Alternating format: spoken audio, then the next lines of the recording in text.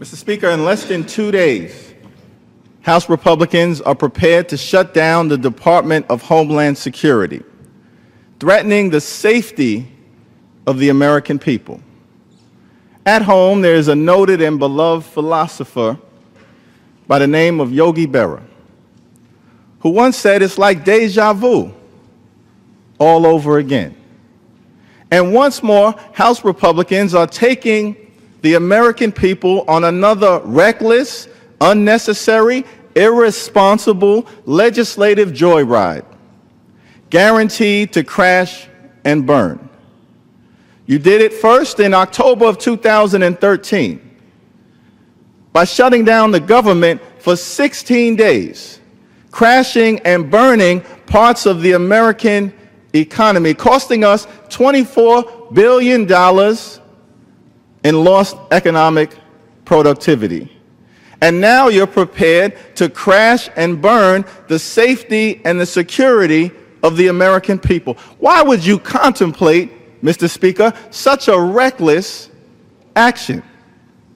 Particularly at a time when there are terrorists all across the world who want to kill Americans, including, as recently uncovered, 3 terrorists at home in New York, determined apparently to bomb parts of the Coney Island district I represent. Why would you contemplate shutting down the Department of Homeland Security at this moment or at any moment, simply to satisfy the right-wing thirst of the anti-immigration faction of your party?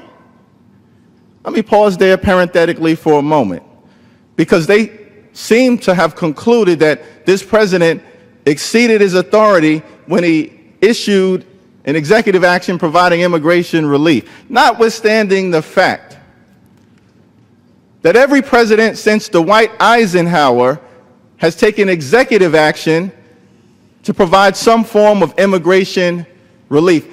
It's occurred 39 times since the 1950s. President Eisenhower did it. President Nixon did it. President Ford did it. President Reagan did it. President George Herbert Walker Bush did it. President George W. Bush did it. But when President Obama issues an executive action to provide immigration relief to fit these times, all of a sudden, we've got a constitutional crisis.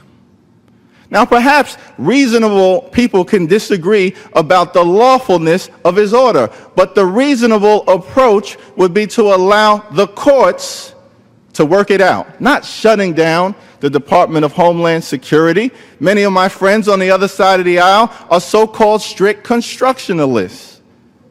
What would the Constitution have us do? Well, we've got an Article 1 legislative branch, an Article 2 executive branch, an Article 3 judicial branch.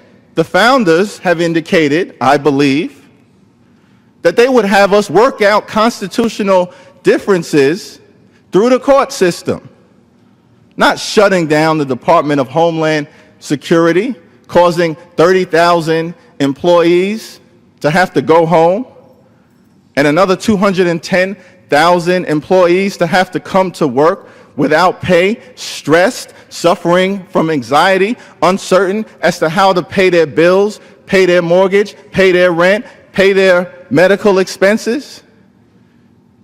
Do we want to subject our Homeland Security employees to that type of anxiety when terrorists only have to be right once and we have to be right 100% of the time? And then I was troubled, Mr. Speaker, to learn that apparently you haven't spoken to Mitch McConnell in several weeks. The people back home in the district that I represent and Americans all across the country are shaking their head. I know you don't like talking to Nancy Pelosi. I know you didn't like talking to Harry Reid. You don't like talking to the President of the United States, but you can't have a conversation with Senate Republican Majority Leader Mitch McConnell? It's not a long commute from this side of the Capitol to the other side of the Capitol. In fact, Mr. Speaker, you can take the train. Is it not reasonable that you have a conversation to try to work this out? The American people want us to focus on bigger paychecks, better jobs, retirement security, higher education affordability, strengthening the middle class. Instead, you're throwing a legislative temper tantrum, jeopardizing the safety and security of the American people. Shame on you. Let's get back to doing America's business.